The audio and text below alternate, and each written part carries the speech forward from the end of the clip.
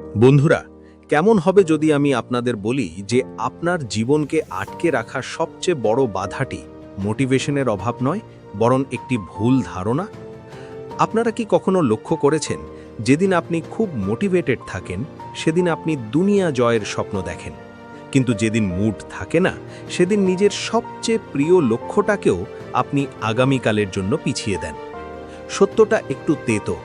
যদি আপনার সাফল্য মোটিভেশনের উপর নির্ভর করে, তবে আপনার ভবিষ্যৎ সব সময় অনিশ্চিত থাকবে।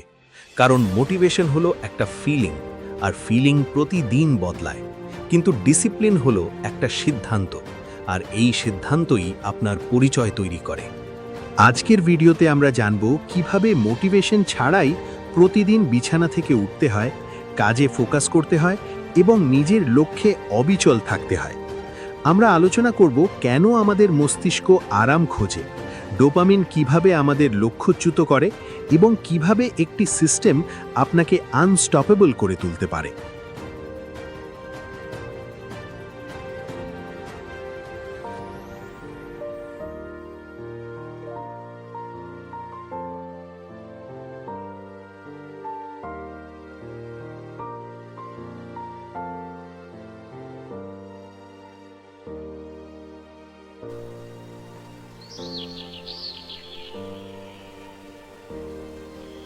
আমরা ভাবি আমাদের ডিসিপ্লিনের অভাব, কিন্তু আসলে আমরা মোটিভেশনের ওপর অতিরিক্ত নির্ভর করি।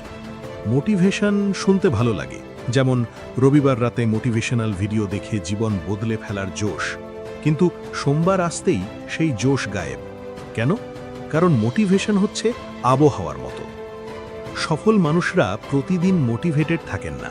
পার্থক্য শুধু এটাই যে তারা তাদের অনুভূতিকে বা ফিলিংসকে সিদ্ধান্ত নিতে দেন না, তারা সিস্টেম তৈরি করেন। মনে রাখবেন, আপনি যদি শুধু মন ভালো থাকলেই কাজ করেন, তবে আপনার উন্নতিও মনের মর্জির ওপর আটকে থাকবে। ডিসিপ্লিন আবেগ থেকে আসে না, লক্ষ্য করেছেন, পরিচয় যেদিন ভাবেন মিষ্টি খাবেন না, সেদিনই সামনে রসগোল্লা চলে আসে। আমরা ভাবি আমরা দুর্বল, কিন্তু আসলে আত্মনিয়ন্ত্রণ বা সেলফ কন্ট্রোল কোনো জন্মগত প্রতিভা নয়, এটি একটি পেশির মতো। আপনি যদি জিম না করেন, আপনার পেশি যেমন দুর্বল থাকে, তেমনি সেলফ কন্ট্রোল চর্চা না করলে তাও কাজ করে না। আমরা ভুল করি যখন একদিনেই 10টা অভ্যাস বদলাতে চাই। জিম গিয়ে কি কেউ প্রথম দিনেই 100 কেজি ওজন তোলে? না। আমরা ভাবি শক্তিশালী মানুষরা বড় বড় সিদ্ধান্ত নেয়। আপনার আসলে মস্তিষ্ককেও তারা এইভাবেই সিদ্ধান্ত ট্রেন কম করতে নেয়। হবে। ছোট তারা ছোট নিজেদের জয় দিয়ে শুরু পরিবেশ করুন। এমন ভাবে 15 সাজায় মিনিট ফোন যাতে কম চালানো সঠিক কাজটা বা করা 10 মিনিট সহজ হয়ে যায়। অতিরিক্ত পড়া, যদি আপনি এগুলোই আপনার স্বাস্থ্যকর খাবার মস্তিষ্কের খেতে চান, ডিসিপ্লিনের তবে সার্কিট ফ্রিজ শক্ত থেকে করবে। জাঙ্ক ফুড সরিয়ে ফেলুন। যদি সকালে পড়তে চান, তবে রাতে ফোন অন্য ঘরে রেখে ঘুমান। উইল পাওয়ার সীমিত, কিন্তু সিস্টেম চিরস্থায়ী। লক্ষ্য বা গোল আপনাকে শুধু গন্তব্য দেখায়, কিন্তু আমাদের সিস্টেম মস্তিষ্ক আপনাকে চায় সেখানে নিয়ে যায়। এখনই আনন্দ, যারা ওজন কমাতে চায় তারা শুধু 10 কেজি কমাবো ভাবে, কিন্তু যারা সিস্টেম বানায় তারা আমাদের প্রতিদিন এখনই 20 আনন্দ মিনিট দেয়। হাঁটবো। কিন্তু এই দীর্ঘমেয়াদী রুটিনে ফোকাস সাফল্য বা ভবিষ্যৎ অনেক দূরের বিষয় মনে হয়। প্রতিবার যখন আপনি আরামের বদলে কাজকে বেছে নেন, আপনি আপনার ভবিষ্যতের জন্য একটি বিনিয়োগ করেন। প্রতিবার যখন আপনি কোনো প্রলোভনকে 10 মিনিটের জন্য আটকে দেন, আপনার মস্তিষ্ক সিগন্যাল পায় যে আপনি আপনার রিপুর গোলাম নন, আপনি আপনার ইচ্ছার মালিক। আজকে কারো একটা বাজে কথা বা অফিসের বসের একটু সমালোচনা কি আপনার পুরো দিন নষ্ট করে দেয়? কাজ কিন্তু একই আছে, লক্ষ্যও একই, শুধু আপনার আবেগ বদলে গেছে বলে কাজটা কঠিন মনে হচ্ছে। ডিসিপ্লিন মানে আবেগহীন হওয়া নয়, বরং আবেগকে পর্যবেক্ষণ করা।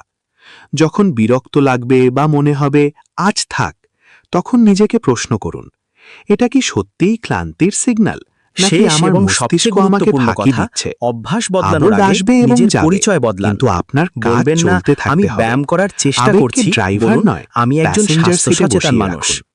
বলবেন না আমি পড়ার চেষ্টা করছি, বলুন আমি একজন ছাত্র যে শিখতে ভালোবাসে। যখন আপনি নিজের পরিচয় বদলে ফেলেন, তখন আপনার কাজগুলো আর বোঝা মনে হয় না। একজন ধূমপায়ী যখন বলে আমি ধূমপান ছাড়ার চেষ্টা করছি, সে এখনো নিজেকে ধূমপায়ী ভাবে। কিন্তু যে বলে আমি ধূমপান করি না, তার জন্য সিগারেট প্রত্যাখ্যান করা সহজ। সমস্যা মোটিভেশনের অভাব নয়, সমস্যা হলো সঠিক দৃষ্টিভঙ্গির অভাব। মোটিভেশন অপশনাল, কিন্তু ডিসিপ্লিন আবশ্যিক। পারফেক্ট হবার দরকার নেই, যেদিন আপনার 100% দেওয়ার ক্ষমতা নেই সেদিন অন্তত 20% দিন।